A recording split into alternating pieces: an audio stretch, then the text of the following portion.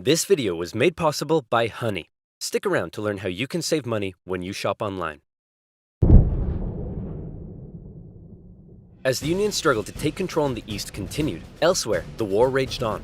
The Confederates attempted an invasion of Kentucky, hoping the state as a whole would join them, but they were pushed back. The Indian Territory saw Native American tribes ally with one side or the other in the hopes of securing rights after the war. Along the Mississippi, General Ulysses S. Grant remained one of the few Union generals scoring major victories. With his best pal, General Sherman, by his side, Grant led his armies down the Mississippi to the Confederate stronghold of Vicksburg. Both sides knew that if Vicksburg fell, the Confederacy would be split in two, and the Confederates prepared for an intense defense of the city. But back in the East, Lincoln still wanted somebody to march south and take Richmond. Having given General McClellan the boot, he needed a new man in charge. All right, Mr. President, option 1 is General Hooker. Bit of a nutcase, but a good general. Option 2, his qualifications are his name is Burnside and he has freaking dope-ass sideburns. Say no more. So General Burnside was put in charge of the Army of the Potomac and sent south. Lincoln hoped he finally had a general who could succeed. Burnside met General Lee at the city of Fredericksburg, where he intended to rapidly cross the river and take the city. But the Union War Department was too slow in delivering the pontoon bridges, and the two sides were forced to camp across from each other, close enough to speak. Hey Yankee, ready to get your butt kicked? Yeah, right, rebel. God is on our side. No way, God's on our side. Oh, you think so? Well, why don't we ask him? Hey God, whose side are you on? Ow. Dude, uncool. With over 100,000 men, the Union Army finally launched their massive attack on the 11th of December. But by now, the Confederates had amassed their forces. During the battle, wave after wave of brave Union men marched headlong into a brutal Confederate onslaught. Even the Confederates couldn't believe what they were seeing, and in one moment of camaraderie, a Confederate sergeant, unable to take it, reportedly came out into the field to tend to the Union wounded. Seeing this, the Union troops held their fire. Still, Burnside and his forces were soundly defeated at Fredericksburg and forced to retreat. Lincoln's popularity and Northern morale continued to plummet, especially as the winter heading into 1863 was bad. The winter camps were rife with disease. The food was less than appealing. On both sides, men began to leave. Hey, where do you think you're going? I'm deserting. What? Don't you love your country? Yes, I do. And I'm trying to get back to it as quick as I can. Lincoln, ever the kind and caring man he was, spent much of his time pardoning deserters' death sentences. Oh my, here's a 17-year-old boy sentenced to be hanged. Well, I'd better suspend his sentence, or he'll be suspended tomorrow. What? To try to keep the numbers up, both sides had introduced conscription. There was controversy in the North, however, since rich men could simply pay to have someone else fight on their behalf. Riots broke out in New York City, with enraged mobs furious at the idea of going to fight for slaves, an idea that many of them simply did not support. However, after so much pressure, the Union had finally begun allowing black men to enlist, and these men, knowing what they were fighting for, signed up. By the end of the war, nearly 200,000 troops, 10% of the Union Army, would be black. The valor and bravery they showed throughout, silencing critics. Okay, well that last guy was useless. Let's try this Hooker fellow. General Joseph Hooker was put in charge of the Army of the Potomac, and once again, Lincoln ordered him to move south and take Richmond. Hooker met Lee at the Battle of Chancellorsville, where Hooker had over twice the men Lee did. Lee was forced to defy all military convention and split his smaller force into two. Lee had absolutely no chance of winning, and Lee won. It was his masterpiece. Lee did suffer one significant loss during the battle, though. As his right-hand man, Stonewall Jackson, was riding back to the Confederate lines at night, the nervous Confederate troops, unable to recognize him, opened fire. You boys done goofed up. Jackson died 8 days later. As for Lincoln, he couldn't believe it. It was yet another loss, and Northern support continued to waver. While the Union kept on struggling in the East, out west, unconditional surrender Grant was making moves as always. In an attempt to take Vicksburg on the Mississippi, he made a series of risky and bold movements. He sent a cavalry raid and feigned Sherman north to confuse the enemy. Then, aided by a fleet of ironclads on the river, he raced his army south to cross the Mississippi. Aware that the terrain to the north was restrictive, instead, he strategically moved northeast, hitting Vicksburg's supply line and defending his rear from Confederate armies in Jackson. Once he reached Vicksburg, the Confederate defense became hardened, and Grant was forced to settle in for a month-long siege, during which time he got rather bored. Despite not taking the city, Lincoln loved it and encouraged Grant to hold firm. It would only be a matter of time before the Mississippi was in Union hands. Around this time, the people in the west of Virginia, who had remained loyal to the Union throughout, finally broke away to form their own state. They could have named it anything in the world, but the creative minds at the time came up with the ingenious West Virginia. Back in Washington, Lincoln once again wanted a new general to take command. Oh my goodness, why do all these 19th century generals look so bust? Look, we got Sleepy Eyes Joe here.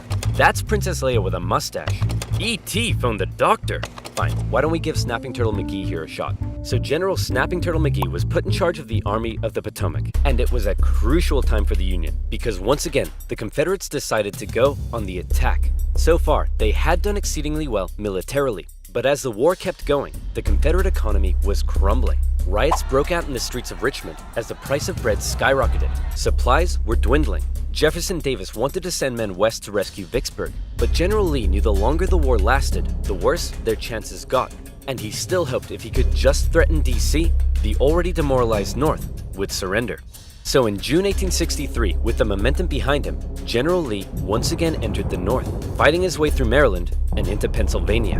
General Meade set out to meet him for what would be the most significant battle of the entire war. If the Confederates won, D.C. could fall.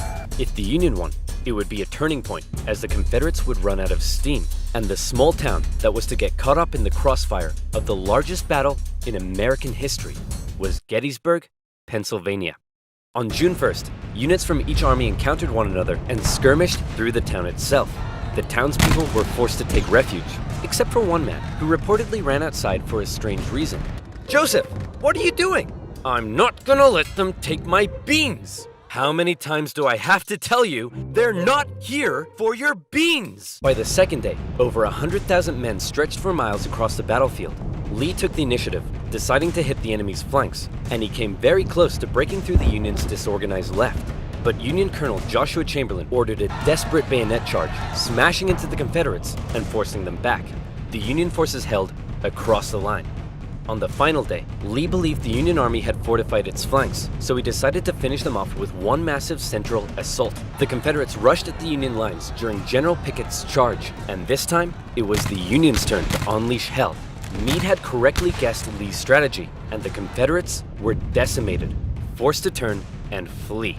A devastated General Lee called out to his fleeing and wounded men, telling them it was his fault.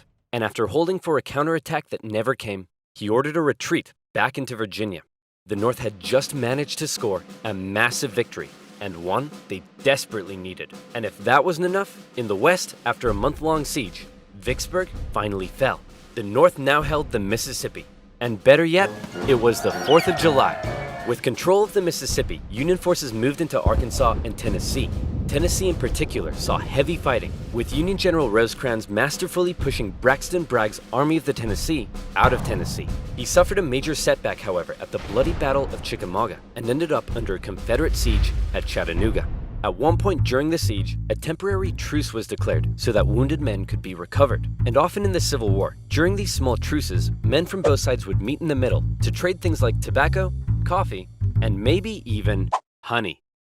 Do you like honey? Me too. Bees are great. And you know what rhymes with honey? Money. Did you know honey can help you save money? Let me explain. Honey is a free browser extension that automatically finds you the best coupon codes when you buy stuff online, for free. For example, here I am purchasing 100 pepperoni pizzas because what the heck, I do what I want. With just a click of a button, I've saved $210. Nice. Honey works with over 30,000 websites, including eBay, Target, and Expedia. And it's already found Oversimplified subscribers over $46,000 in savings. It takes just 2 clicks to install. And better yet, it's absolutely, positively, 100% free. Get Honey now and start saving money by clicking on the link in the description below. joinhoney.com/oversimplified. That's joinhoney.com/oversimplified. And as always, you'll be supporting my channel. So thank you. Now where was I? Oh yeah, Vicksburg, 4th of July, and the Siege of Chattanooga. Thankfully, General Grant, now in charge of all Western Union armies, showed up and karate-kicked Bragg right back into Georgia. Like this. With Sherman and Hooker, Grant took on Confederate positions in the mountains around the city, including the famous battle above the clouds and Mission Ridge. Grant continued to be Lincoln's #1 guy. With these victories, Lincoln hoped the war was finally turning. Back in Gettysburg, the entire town had been turned into a hospital to care for the scores of wounded men. Throughout the war, On both sides, women such as Clara Barton rose to the occasion, doing crucial work on the home front and volunteering as nurses for those who had given their lives. A new national cemetery was to be established at Gettysburg, and Abraham Lincoln traveled out to attend the opening ceremony. At the event, the main speaker spoke for 2 hours. Then, Abraham Lincoln was called forward to give some brief, appropriate remarks. In just 2 minutes, he masterfully and poignantly iterated America's national purpose and the need to continue the fight. The Gettysburg Address would become one of the most famous speeches in American history. While they were now making progress, the North still couldn't find a decisive victory in the East.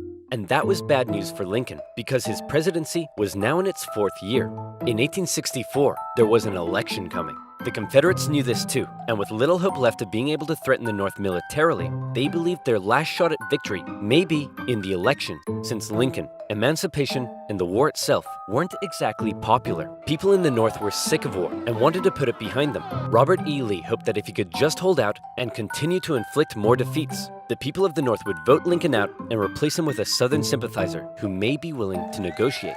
Lincoln knew now he desperately needed a victory. Now, I know what you're thinking, but oversimplified. If Lincoln loves General Grant so much, then why doesn't he put him in charge of the campaign in the East? Well, guess what, loyal subscriber? You've hit the nail on the head. You're bold, Grant. I'll grant you that. I'm promoting you to General-in-Chief, and I ain't taking you for granted. Now I want you to go defeat Lee. Grant me my wish. Please stop. So Grant was put in charge, and he came up with a new plan. He wanted to press the Confederates on all fronts, with General Banks to capture Mobile, Alabama, General Sherman moving south to Atlanta, and Grant joining the Army of the Potomac as they advanced through Virginia. In May 1864, that plan went into action. Sherman steadily advanced on Atlanta, facing off against the smaller Confederate army under General Joseph E. Johnston. In addition, a cruel yet highly skilled cavalry general and winner of the funniest Confederate statue award, Nathan Bedford Forrest, was also nearby, doing his best to threaten Sherman's advance. But in a series of battles, Sherman dominated and pushed Johnson back to the city. But he was held just outside of Atlanta itself and was forced to lay siege. Meanwhile, the main show was happening to the east in Virginia. The Union's top general was finally about to face off against the Confederacies. Lincoln hoped Grant would bring something new to the Eastern Theater, and bring something new he did. As Grant began moving south, Lee still regularly outmaneuvered him and inflicted heavy casualties, hoping to demoralize the North as much as he could. But here's what set Grant apart from others. He knew Lee was running out of men, and that the North by comparison had plenty. Grant would throw his forces at Lee, and even when Lee repelled them, Grant, rather than pulling back, would give the order to keep moving forward and flank Lee, again and again. In under 6 weeks, 80,000 men would be killed, wounded, or missing. In D.C., Grant was criticized for being a butcher. At the Battle of the Wilderness, the Union casualties were so heavy that Grant reportedly began to weep. But still, Grant could replace his losses. Lee couldn't, and he was being pushed all the way back to Richmond. Lee knew once he got there, he'd be under siege. Then, it would only be a matter of time. Close to Richmond, Grant again suffered horrific casualties in a miscalculated assault at Cold Harbor. Then, trying to be a trickster, instead of moving on Richmond directly, Grant moved towards Petersburg to flank the Confederate capital and cut its supply line. But, just like Sherman, Grant was halted outside of the city, and he too was forced to settle in for a siege. 2 identical sieges would not be good enough for Lincoln's re-election. The people of the North saw the casualties Grant had been taking, and they weren't happy. To make matters worse, Lee had sent Jubal Early north to threaten D.C., with the hope of forcing Grant to withdraw troops from Richmond. Early was repelled on the outskirts of the city, with President Lincoln even attending as an observer, but the North had been given a fright. So with the war currently in a stalemate, who was to be Lincoln's opponent in the critical 1864 election? Who would the Democrats choose? Guess what, baby?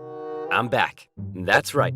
General George B. McClellan would run for president against Abraham Lincoln. My fellow countrymen, if you elect me, I, the great General George McClellan, will fearlessly and valiantly win the war. Unlike this douchebag, many Democrats, however, including McClellan's running mate, wanted to end the war. So it's possible McClellan may have ended up fearlessly and valiantly making peace with the Confederates, which is exactly what they were hoping for. With the war in a stalemate and Lincoln still not popular, it looked like McClellan would win, and the Confederacy may have a chance at surviving after all. Lincoln himself said that without some kind of major victory, it seemed exceedingly probable that this administration will not be re-elected. Well, fret not, Abe, because if it's a major victory you want, it's a major victory you'll get. Atlanta had been under siege by General Sherman for just over a month. After a number of battles around the city, Sherman sent a force south to sever the city's supply line, and Confederate General Hood was forced to abandon it. Atlanta, one of the Confederacy's most important cities, had fallen into Union hands. For many, it was clear that the Confederacy's defeat was now inevitable, and the war would soon be over. When the final results came in, Lincoln had won with an electoral college landslide, with the troops in particular voting overwhelmingly for Lincoln, which must have been touching for their commander-in-chief. Hey man, looks like you lost. No hard feelings? I didn't lose. I merely failed to win. In January, Lincoln involved himself heavily in ensuring the 13th Amendment made it through Congress. In a narrow and historic vote, the amendment passed. Slavery would now be constitutionally banished throughout the nation. Black men and women, watching the vote from the galleries, knew the work had only just begun. A couple months later, at his second inauguration, with victory right around the corner, he didn't celebrate, he didn't gloat. Instead, he emphasized the need for reunification and binding up wounds. To him, Americans, North or South, were to again be compatriots. However, listening to Lincoln speak that day was a man who had no interest in reunification. John Wilkes Booth, an actor living in D.C., was also a deep Southern sympathizer, and as the war turned against the Confederacy, depressed and full of hate, he was already plotting his revenge on the man he held responsible. With further Confederate losses, it was pretty clear at this point who would win. But still, Jefferson Davis showed no sign of giving in. The North were frustrated to see the conflict being dragged out. Why waste more lives? In Atlanta, General Sherman believed he had the key to forcing the Confederacy's hand. He had an unusually modern concept that an army could only survive with the support of the people. Strike at the people, and the army collapses. Sherman decided to do something unprecedented. He would remove his 62,000 men from their supply line and march through the heartland of the Confederacy, where they would live off the land. There, they would wreak havoc. As they marched, they tore up railroads, burned farms, and destroyed communication lines. They also liberated thousands of slaves. The damage done was estimated at $1.4 billion. The tactics were cruel, but to Sherman, it was better than losing yet more men in battle. In December, he reached Savannah, Georgia, but he wasn't done yet. Next, he turned north to inflict his punishment on the first state to secede, South Carolina. As he moved, he came ever closer to General Lee's army, still holding out at Petersburg. The siege of Petersburg had lasted for 292 days. 60,000 of Lee's men had deserted. Numerous Union attempts to break through had failed, but when the breakthrough finally came, it came quick. On April 2nd, a Union assault finally pushed the Confederates from their defenses. Hey man, there's no need to evacuate, right? You'll rescue us like last time, right? Sorry, can't hear you. Lee narrowly escaped the city, hoping he'd be able to meet up with General Johnson and continue the fight. Grant chased him down. Richmond was evacuated, and Jefferson Davis went on the run. As they left, the Confederates set fire to military buildings, but the flames burned out of control, and as the Union troops arrived, they became firefighters. A couple of days later, Abraham Lincoln visited the war-torn city. Grant caught up to Lee at Appomattox Courthouse, where he trapped his forces. It was here, on April 9th, 1865, that Lee saw no point in continuing. Sir? Listen, bub, I drank a bit too much last night, and now I'm hanging like a fruit bat on a hot day. So whatever you have to say, I don't want to hear it. General Lee says he wants to surrender. Hot diggity dog! Grant and Lee met in the home of a nearby farm family, owned by a man who had tried his best to escape the Civil War years earlier, Wilmer McLean. All right, can we all just hurry up and get this over with? Martha, not now! I'm cleaning! Do you want us to get rats? Grant and Lee, after years of war, now spoke respectfully to one another. When Lee left, his face filled with emotion, Grant's men began to cheer, but Grant ordered them to stop. He knew that now was the time for reconciliation. Just over 2 weeks later, General Johnson would surrender to Sherman, ending the war for 89,000 Confederate soldiers in the largest surrender of the war. Not every Confederate state had surrendered, but the war was as good as over. Across the North, church bells rang out and celebrations erupted. In Washington, Lincoln gave a speech from the White House to a jubilant crowd, in which, among various things, he expressed his support for black voting rights. Lincoln had seen the nation through its deepest crisis. The presidency had visibly aged him. He had lost over 20 pounds. He said sometimes, "I think I am the tiredest man on earth." I'm not sure tiredest is a word, but geez, the man's exhausted. Cut him some slack. On a carriage ride with Mary, Lincoln clearly was looking forward to being a president in a time of peace. He was apparently very cheerful, surprising his wife, and he told her that between the war and the loss of their son, they'd both been very miserable. Now, it was time to be happy. On the evening of April 14th, Lincoln attended a play with his wife and some friends at Ford's Theater. It was a comedy, and the president appeared to be enjoying it very much. In a nearby bar, John Wilkes Booth swallowed 2 glasses of brandy. He slipped quietly into the president's booth and awaited for the audience's laughter to rise. The president was shot in the back of the head. Booth fled the city. Soldiers carried Lincoln to a boarding house across the street. There, doctors declared there was nothing they could do. Surrounded by his heartbroken wife, son, and members of cabinet, at 7:22 the next morning, President Lincoln passed away. Never before had a president been murdered. A shocked nation mourned as a 12-day funeral procession carried Lincoln back to his home in Springfield, Illinois. On April 26th, Union cavalry found John Wilkes Booth in a barn in Virginia, where he was shot. Not long after, Confederate President Jefferson Davis was also tracked down and arrested. Imprisoned for 2 years, he was eventually released. The North didn't want to put him on trial for fear the jury may rule that Southern secession had in fact been legal. To ensure reconciliation, other Confederate generals and politicians were allowed to re-enter life in the now restored Union. Scattered fighting continued into May, when the last Confederate forces in Texas disintegrated. The Southern states came under Northern military occupation to prevent any further rebellion, and a very difficult era of Reconstruction began. Over 3 million Americans had fought, brother against brother. The Civil War remains the bloodiest conflict in U.S. history, but the Union had been preserved.